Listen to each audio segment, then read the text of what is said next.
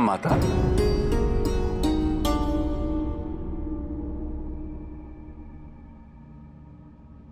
क्षमा कीजिएगा, महाभोज से पूर्व ही आ गया, किंतु गणेश से एक आवश्यक विषय पर वार्ता करनी थी।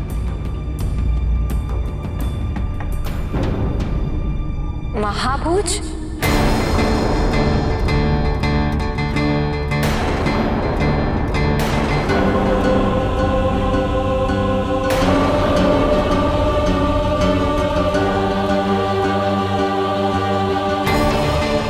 आप यहाँ महाभोज के लिए आए हैं? जी जी माता।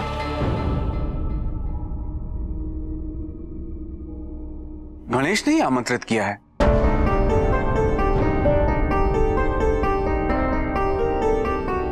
मेरा विश्वास कीजिए माता, निमंत्रण भेजा था मुझे।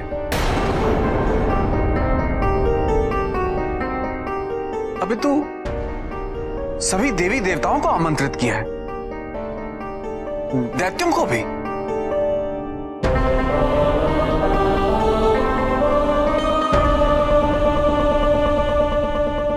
देवराज इंद्र, आपका कैलाश में स्वागत है।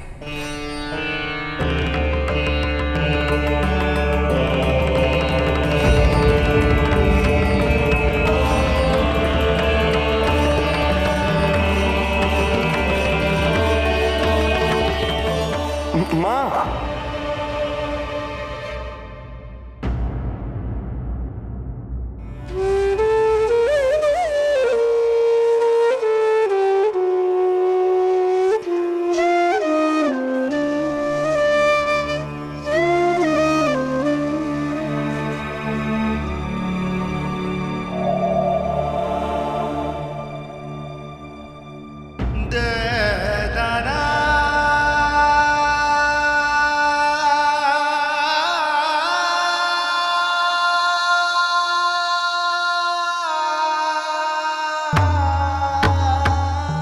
पार्वती,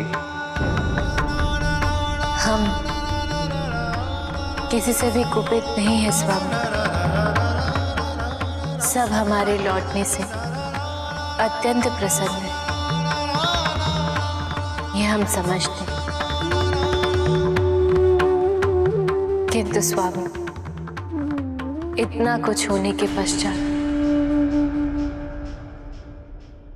हम कुछ समय केवल अपने परिवार के साथ बिताना चाहते हैं।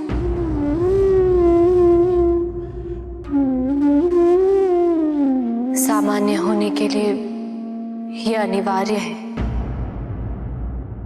अरे तुम अभी तक यही हो? वो पूजा सामग्री जो गणेश ने कही थी वो कहाँ है? मैं लाया हूँ नंदी। तो उसे शिवलिंग के समीप रख के आ जाओ। जाओ। और तुम्हें मैंने ओखली और मुसल लाने के लिए कहा था, वो कहाँ है? वो मैं लाया हूँ नंदी। ठीक है, उसे भंडार गृह में रख कर आ जाओ। हाँ, और शीघ्र करो, अतिथि आते ही होंगे, शीघ्र करो। आते होंगे नहीं, आ गए।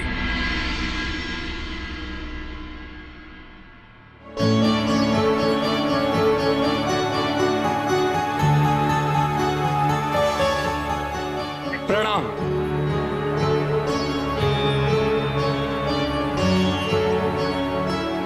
आप सबका स्वागत है।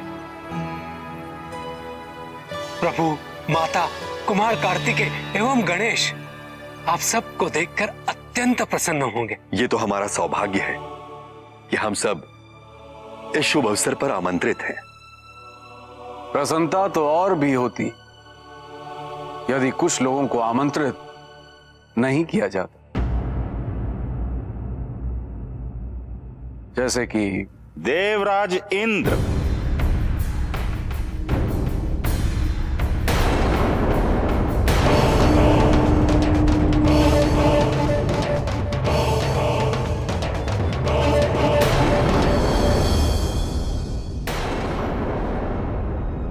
मेरा नाम लेने का क्या तात्पर्य है, ये मैं भली भांति समझता हूं। मैंने तो केवल नाम लिया था, तात्पर्य तो आप स्वयं निकाल रहे हैं।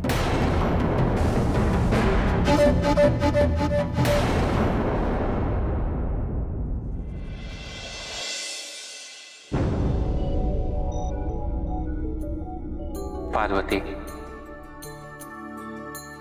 ये सब तुम्हारे परिवार ने ही तो आयोजित किया है। उन सब की इच्छा है तुम्हें प्रसन्न देखने की। पार्वती, इस महाभोज में सम्मिलित होकर भी तो तुम अपने परिवार के साथ समय व्यतीत कर सकती हो।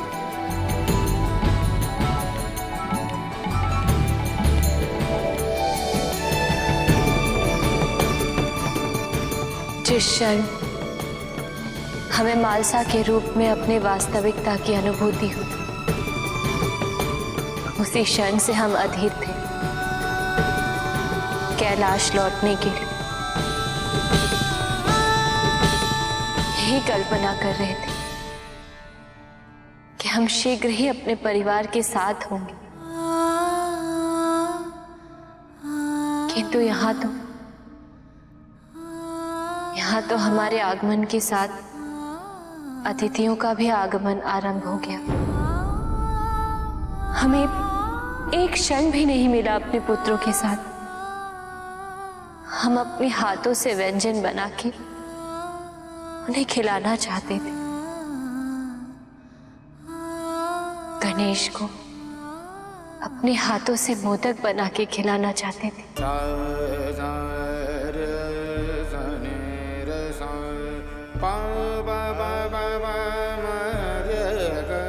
इन हंसों को देखिए स्वामी, इन हंसों को देखते हुए हमने और आपने कितने असंख्य क्षण बिताए। हम चौसर खेलते थे, नंदी और गणप्रेत में विवाद होता था कि कौन विजयी होगा। हम आपको पराजित तो कर देते थे, किंतु वास्तविकता तो यही थी कि आप हमारी विजय स्वयं सुनिश्चित करते थे।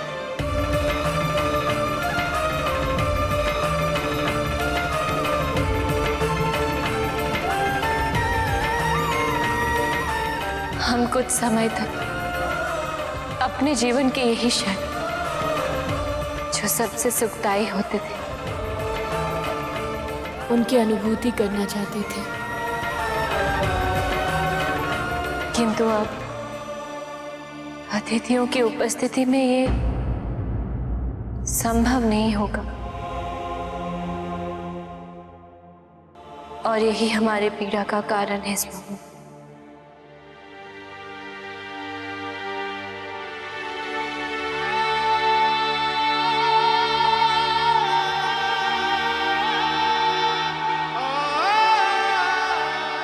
प्रसन्नता के स्रोत तो तुम में विद्यमान है पार्वती।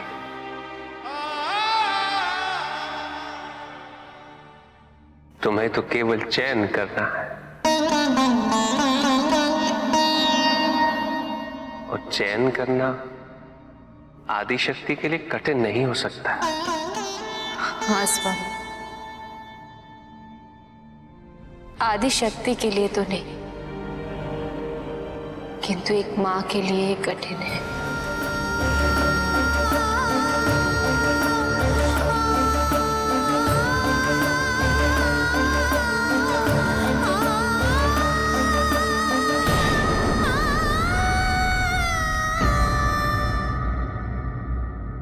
ये सब मेरे कारण हुआ है मां।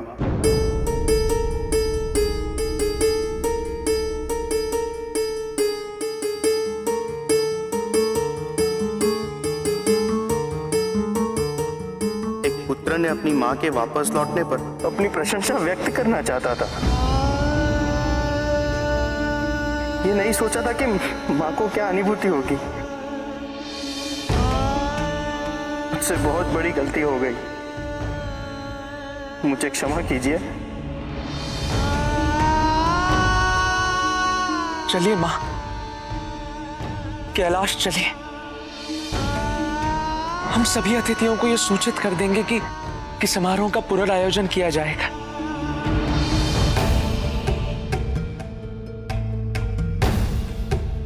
और मैं ये जानता हूं कि वे सभी भी इस निर्णय को सहर्ष स्वीकार करेंगे, क्योंकि उनके लिए भी आपके कैलाश पर लौटने से अधिक महत्वपूर्ण और कुछ भी नहीं है। मां, हमारे कारण आपको जो भी दुख पहुंचा है उसके लिए हम क्षमा चाहते हैं।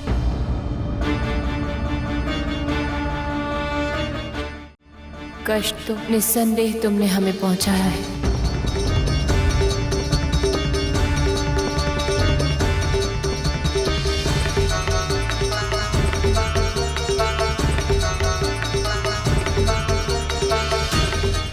इस महाभोज की सूचना इतनी देर से जो दी तुमने हमें,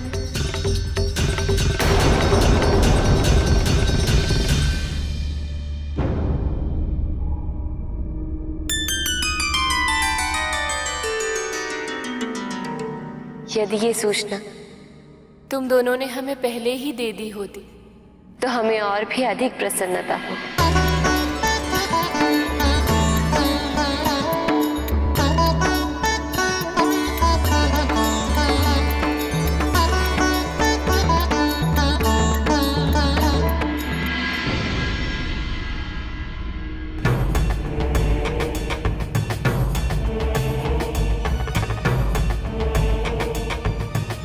जिस राज्य की आप कल्पना कर रहे हैं रिपुंजय, वो संभव नहीं है। नहीं, मैं प्रजापति की बातों से सहमत नहीं हूं। उपाय है। मेरी प्रजा देवताओं के स्थान पर स्वयं पे विश्वास करे, आत्मनिर्भर बने, इसका उपाय है। महामंत्री, साम दाम दंड भेद किसी का भी प्रयोग कीजिए, लेकिन मेरी प्रजा को भक्ति से दूर रखिए। उन्हें अधिक कर्म करने के लिए प्रेरित करो। मुझे काशी का विकास चाहिए और मात्र भक्ति से विकास नहीं हो सकता। मेरा मार्ग अभी भले ही अनुचित प्रतीत हो रहा हो महामंत्री, किंतु मेरा उद्देश्य उससे कहीं अधिक बड़ा है। जाइए, मेरे आदेश अनुसार सभी को अधिक कर्म करने के लिए प्रेरित कीजिए। जो आज्ञा महाराज।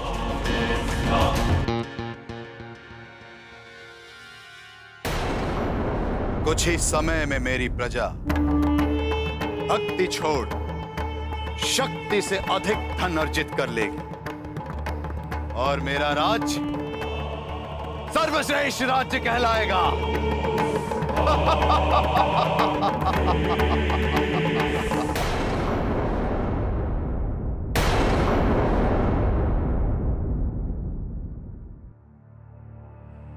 जाओ, राजकोष से धन लेकर प्रजा में बांटते रहो और इतना बांटो कि जो भक्त हैं वो भक्ति भाव पूजा पाठ छोड़ दें। प्रतिस्पर्धा का वातावरण हो, प्रजा परिश्रम को अधिक महत्व दे, व्यक्तिगत उन्नति को अधिक महत्व दे, क्योंकि जब तक व्यक्ति अपने उन्नति को महत्व नहीं देगा, राज्य कभी उन्नति नहीं कर सकता।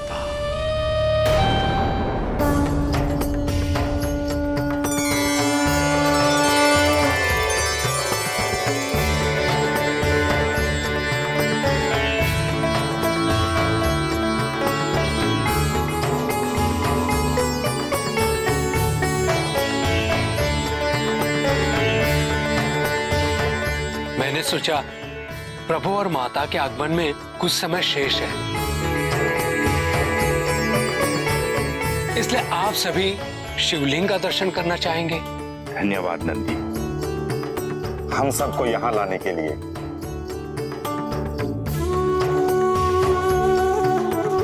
कैलाश में स्थित इस शिवलिंग के दर्शन करना तो बड़े ही सौभाग्य की बात है।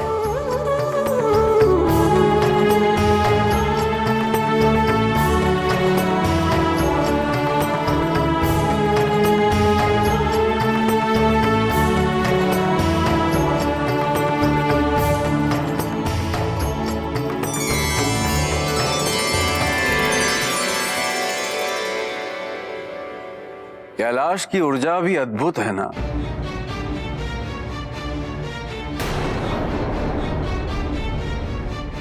मूर्खों से भी अति मूर्ख प्राणी जो एक बार नहीं अनेक बार महादेव के क्रोध का भोगी रह चुका है,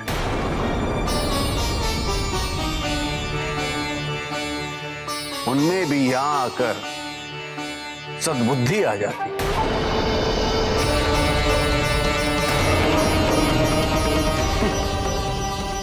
इसीलिए तो यहां ऐसे शिवलिंग को नमन कर रहे हैं।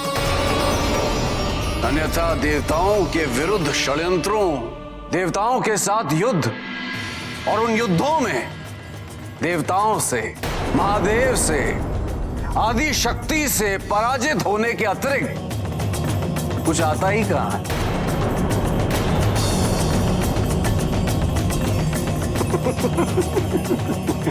सत्य कहा इंद्र।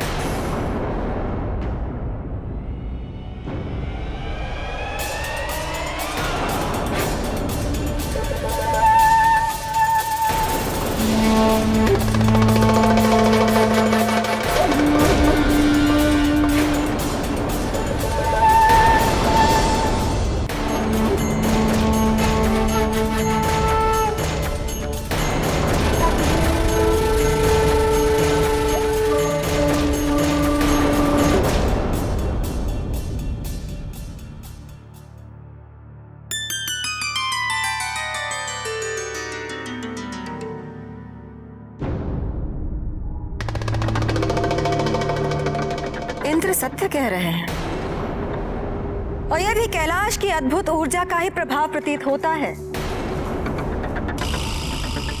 क्योंकि इंद्र को सत्य से कोई विशेष लगाव नहीं है,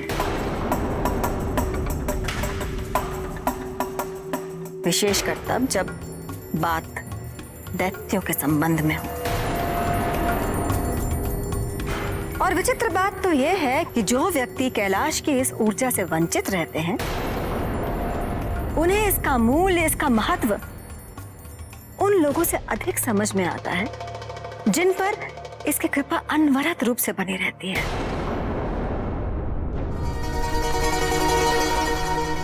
जहां तक रहा प्रश्न महादेव के क्रोध का, तो केवल दैत्य ही नहीं, स्वयं देवराज भी कई बार उनके कोप का भाजन बन चुके हैं। स्मरण है ना इंद्र?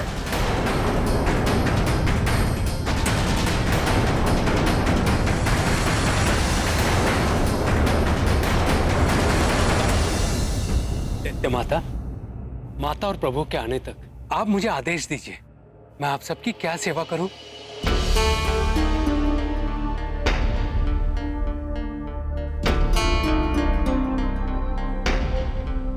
देवराज होने का तुमने अनुचित लाभ उठाया है, किंतु जब तक मैं यहां हूं, अपनी भाषा, अपनी वाणी पर नियंत्रण रखना। यदि दैत्यों में सत्य सुनने का सामर्थ्य नहीं है, वो बाहर निकलते क्यों?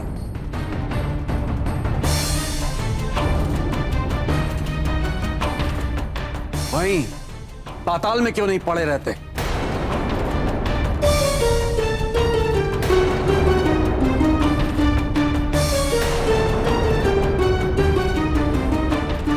दूसरों के सामर्थ्य उनकी क्षमता का न्यूनांकलन करने का ही परिणाम था जो तुम्हें कमल के डंठल में शरण लेनी पड़ी थी।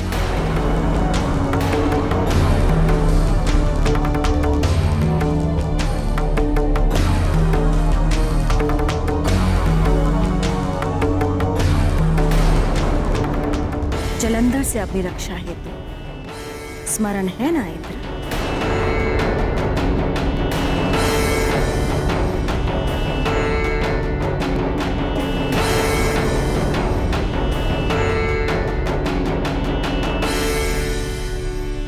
देवराज, दैत्य माता, कृपया शांत हो जाइए। प्रभु और माता किसी भी क्षण पधारते होंगे। ऐसे तनावपूर्ण वातावरण में उनका स्वागत करना उचित नहीं होगा ना। आज देवता और दैत्य आमने सामने हैं। हे प्रभु,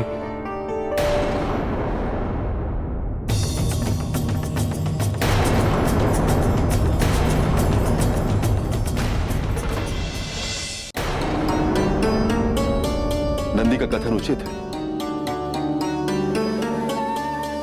माता पार्वती और महादेव के आगमन के समय ऐसी तनावपूर्ण स्थिति उचित नहीं।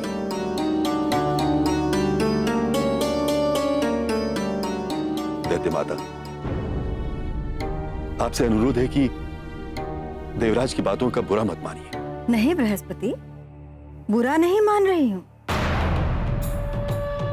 क्योंकि जानती हूं कि ये इंद्र नहीं, मेरी बहन अदिति की भूल बोल रही है।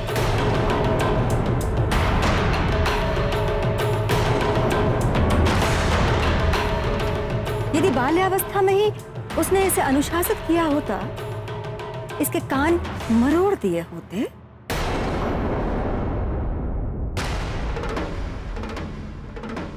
तो आज ये दिन देखना नहीं पड़ता।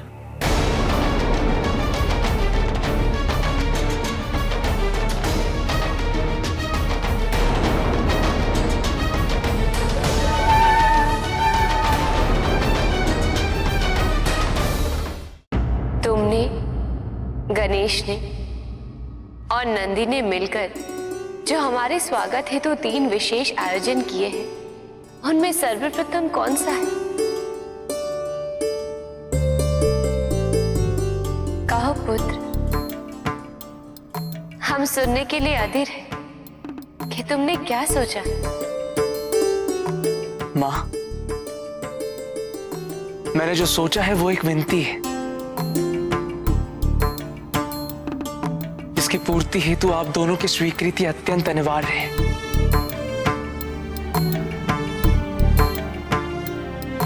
आप दोनों जब भी अपने दायित्व की पूर्ति हेतु कैलाश से दूर गए, केवल मैं ही नहीं, सभी कैलाश पर आपकी उपस्थिति हेतु अत्यंत लालायित रहे। इसलिए मेरी ये इच्छा है कि आप दोनों हमें अपनी एक ऐसी स्पर्शनीय स्मृति प्रदान करें जो आपकी अनुपस्थिति में भी हमें आपकी उपस्थिति की अनुभूति कराती रहे।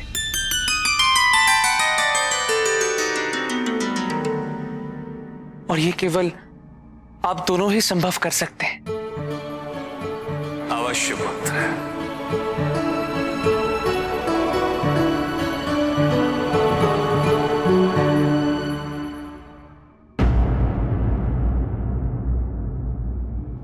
माँ, पिताजी, यही वो स्थान है जहां मैं आप दोनों की स्पर्शनीय स्मृतियां स्थापित करना चाहता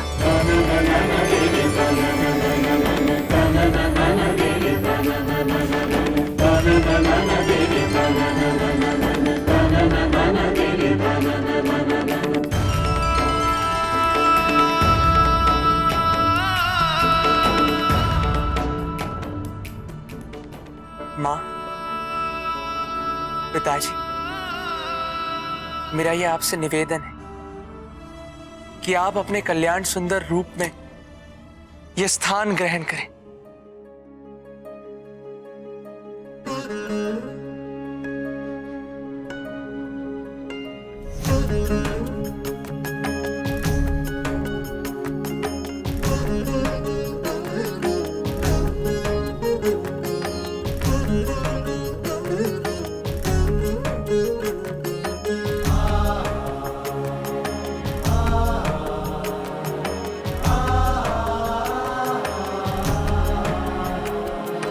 शंकर शिव भोले उमापति महादेव, शंकर शिव भोले उमापति महादेव, पालनहार परमेश्वर विश्वरूप महादेव, पालनहार परमेश्वर विश्वरूप महादेव। महादेव महादेव महादेव महादेव महादेव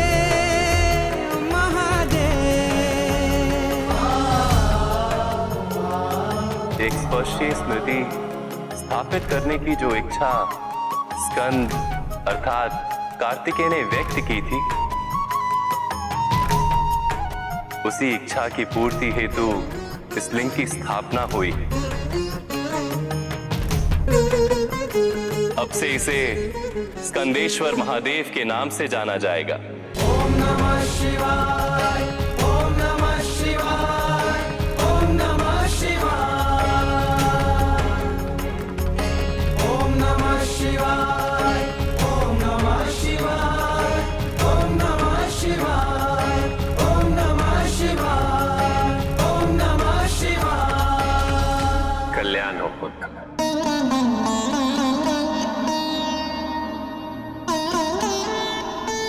इसमें पार्वती और मेरी ऊर्जा सदैव विद्यमान रहेगी। हमारी स्पर्शनीय स्मृति का प्रतीक बनकर।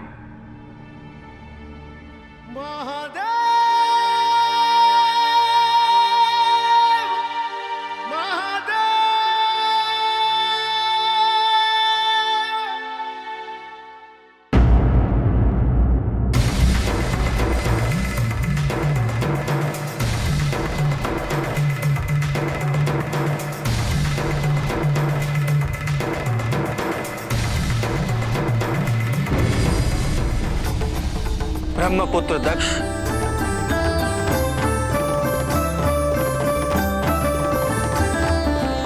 महाराज रिपुंजय का आदेश है कि काशी में किसी प्रकार की पूजा ना की जाए।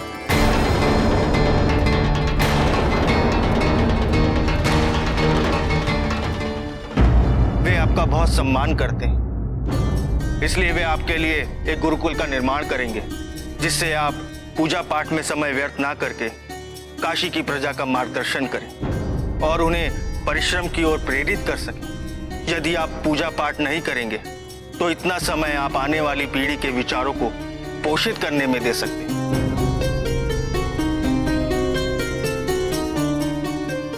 काशी का उद्धार कर सकते हैं।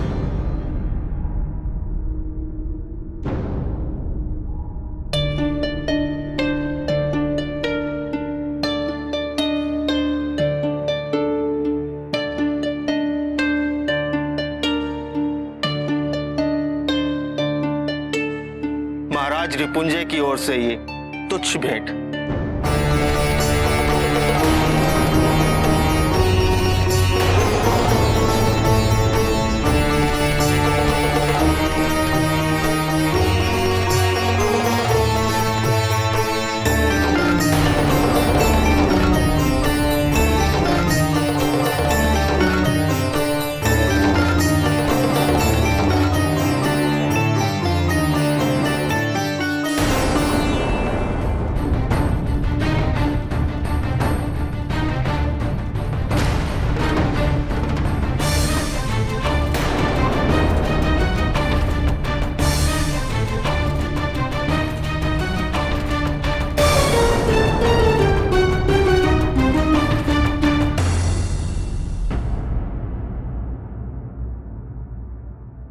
मैं मर्यादा का मान रख रहा हूं, तो इसका अर्थ ये नहीं है कि आप मेरा अपमान करें। मर्यादा का मान, वही मर्यादा जिसका पालन करके तुमने अहिल्या से छल किया था। बस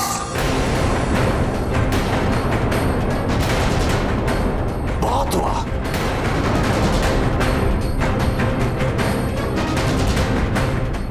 मैं आपकी बहन का पुत्र अवश्य हूं, तो स्मरण रहे, मैं देवताओं का राजा देवराजेंद्र भी हूं। कोई मेरा अपमान करे, ये मुझे स्वीकार्य नहीं है।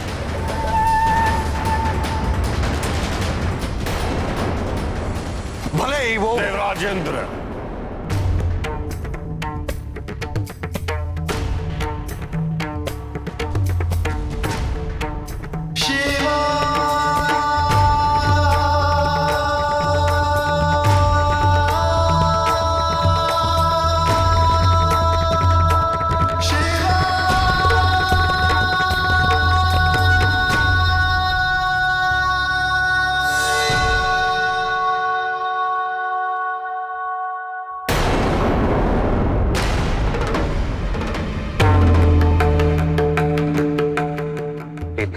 स्वर में तुम जिनसे बात कर रहे हो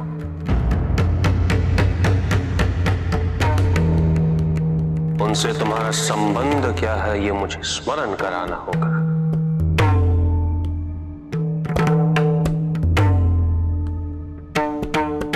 वो केवल तुम्हारी माता अदिति की बहन नहीं,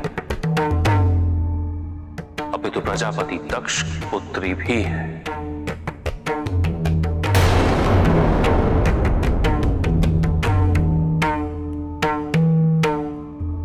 ऋषि कश्यप की पत्नी है, दैत्यों की जननी है,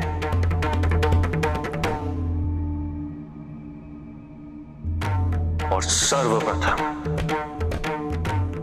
वह एक स्त्री है।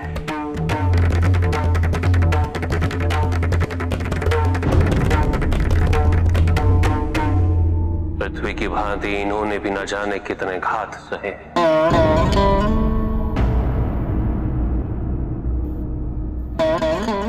किंतु उसके पश्चात भी ये इतनी धैर्यवान है।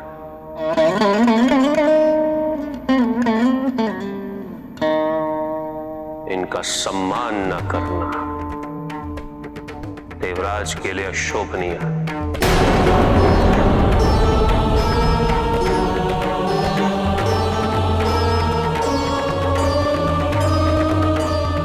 यदि भूल का बोध हो जाए तो क्षमा मांगना कठिन नहीं होता है।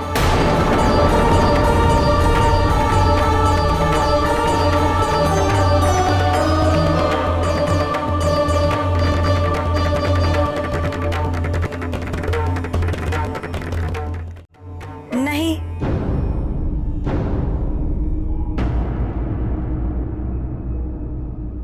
दोष इसका नहीं है, मेरा है।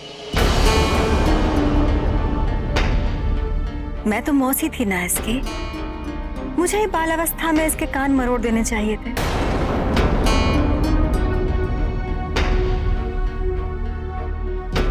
मौसी तो अभी भी हूं,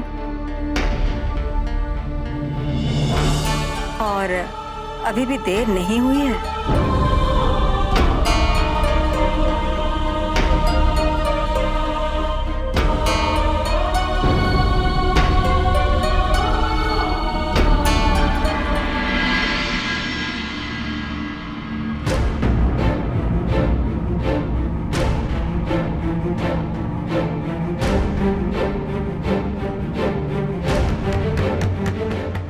माँ, पिताजी, हम सब केवल श्रद्धा भाव और समन भाव से आपकी कृपा पाने के हेतु एकत्रित हुए हैं।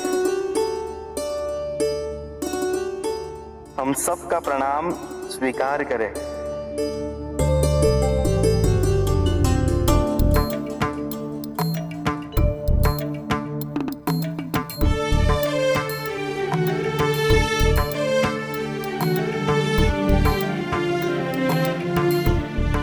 दैत्यों और देवताओं को यहां एकत्रित देख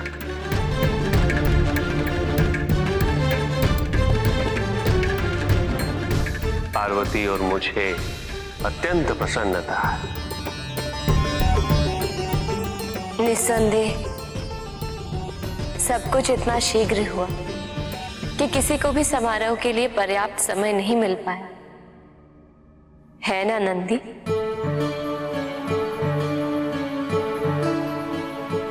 हम ये जानने के लिए अधीर हैं कि तुमने हमारे स्वागत हेतु क्या विशेष प्रबंध किया है।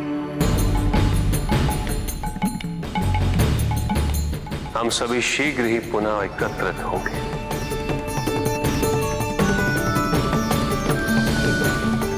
नंदी,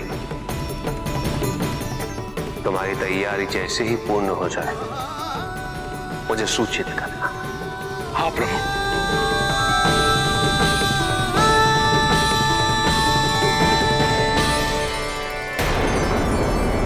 देखा आपने दक्ष, सिद्ध कर दिया मैंने। आज किसी भी घर में, किसी भी मंदिर में कोई पूजा पाठ नहीं कर रहा। मेरा राज्य उन्नति की ओर अग्रसर है। मैंने कर दिखाया। तुम जो सिद्ध करना चाहते थे कर चुके। तुम्हारी इस उपलब्धि का पारितोषिक रिपुंजय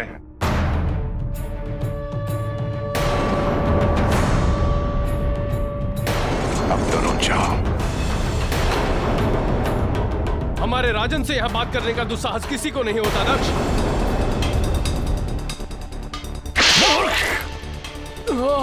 इनका नाम भी कैसे लिया तूने उद्दंड? यदि ब्रह्मपुत्र यहां नहीं होते तो तेरी इस उद्दंडता का दंड मैं तेरा शीश कटवा देता।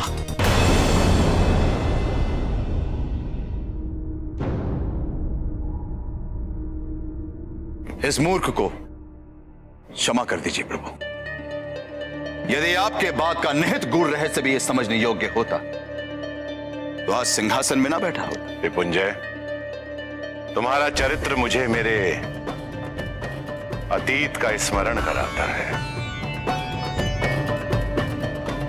मैं भी ऐसे ही था, तुम्हारी भांति, और इसीलिए मैं तुम्हारी सहायता करना चाहता हूं। यदि यही धनराशि मैं तुम्हें देता और तुमसे कहता कि तुम अपना लक्ष्य, अपने सिद्धांत और अपनी नैतिकता भूल जाओ, क्या तुम्हारे लिए संभव है?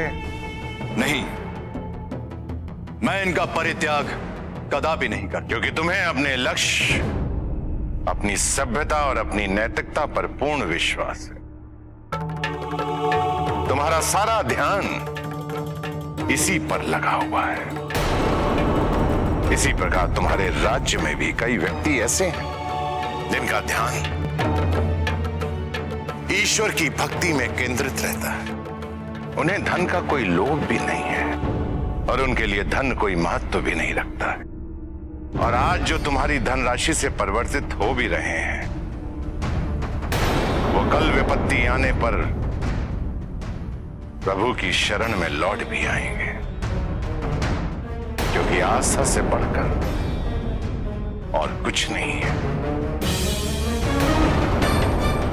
इसलिए तुम जो करना चाहते हो उससे ना तो तुम्हें कोई लाभ होगा और ना ही तुम्हारे राज्य को। हाँ, क्षण भर के लिए तुम्हें भ्रम अवश्य होगा कि हमारा राज्य प्रगति कर रहा है, किंतु इसका परिणाम जानते हो क्या होगा? प्रजा भ्रष्ट हो जाएगी, द्वेष बढ़ेगा, ईर्ष्या बढ़ेगी। जिस राज्य में ऐसा हो उसका पतन निश्चित है।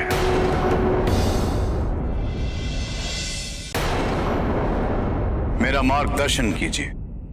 काशी के निवासियों की शक्ति उनकी भक्ति में है, उसका उपयोग करो। काशी का उत्थान और काशी की प्रगति इसी भक्ति में है। देवताओं को अपना बनाओ, उन्हें अपने से दूर मत करो, उन्हें अपने साथ लेकर चलो। यदि देवताओं की कृपा और उनका आशीर्वाद तुम पर बना रहा तो तुम्हारे इस राज्य को सर्वश्रेष्ठ राज्य बनने से कोई नहीं रोक पाएगा।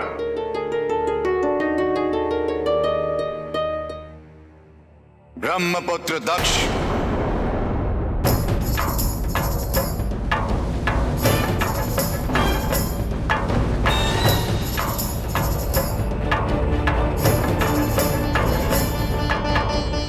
आपने कहा कि मैं आपको आपके अतीत का स्मरण कराता हूं कि मैं बिल्कुल आपकी भांति हूं। मेरे लिए यह बहुत ही गर्व की बात है। गर्व को अहंकार में परिवर्तित होने में समय नहीं लगता है राजन। अपने अतीत पर गौरवान्वित होने से कहीं अधिक महत्व अतीत के अंत का है।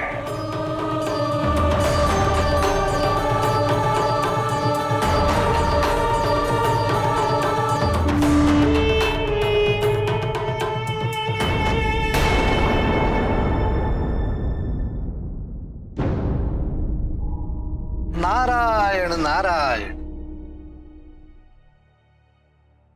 नंदी, क्या बात है? कुछ तनाव में लग रहे हो? कोई समस्या है? मैंने सोचा था कि प्रभु और माता के कैलाश आगमन पर मैं उनके लिए कुछ विशेष करूं, किंतु महाभोज के आयोजन में इतना व्यस्त हो गया कि मुझे सोचने का समय ही नहीं मिला। देवर्षि, अब मुझे समझ में नहीं आ रहा है कि करूं तो क्या करूं। नंदी, जो भी करना चाहते हो उसका उद्देश्य क्या है? मैं प्रभु को पहले जैसा ही प्रसन्न देखना चाहता हूं, जैसे वो रहा करते थे। क्या करूं, क्या करूं? चौसर या कोई अन्य प्रतियोगिता? नहीं नहीं नहीं नहीं, दैत्य और देवताओं में तो पहले ही तनाव है। यदि उन्होंने आपस में ही युद्ध कर लिया तो यह आयोजन व्यर्थ ही हो जाएगा। क्या करूं देवर्षि? नंदी, इसमें इतनी चिंता करने की क्या बात है? कुछ ऐसा सोचो कि देवता और दैत्य आपसी विद्वेष के बारे में भूल ही जाएं।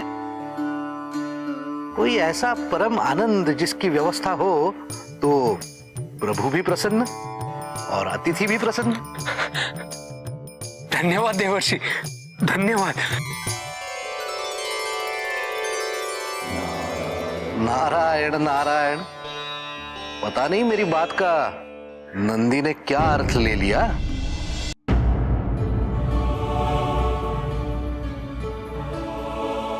इतने अंतराल के पश्चात आपसे भेंट हो रही, मुझे अत्यंत प्रसन्नता है कि आपने ये निमंत्रण स्वीकार किया। कैलाश आने के लिए कितने ही जन्म लग जाते हैं, और मुझे तो यहाँ आमंत्रित किया गया। मैं इस अवसर को कैसे जाने देती? पहली बार अपने जीवन के अंधकार से बाहर निकली हूं, उसके लिए कैलाश से उचित स्थान और कोई भी नहीं।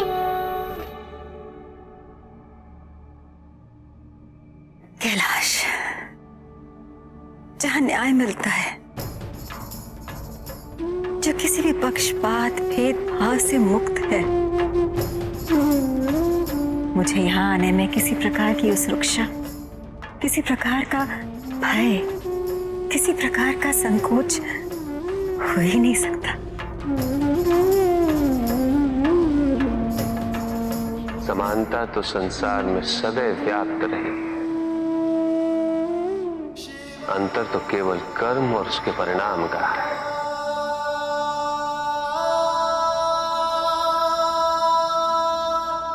शिव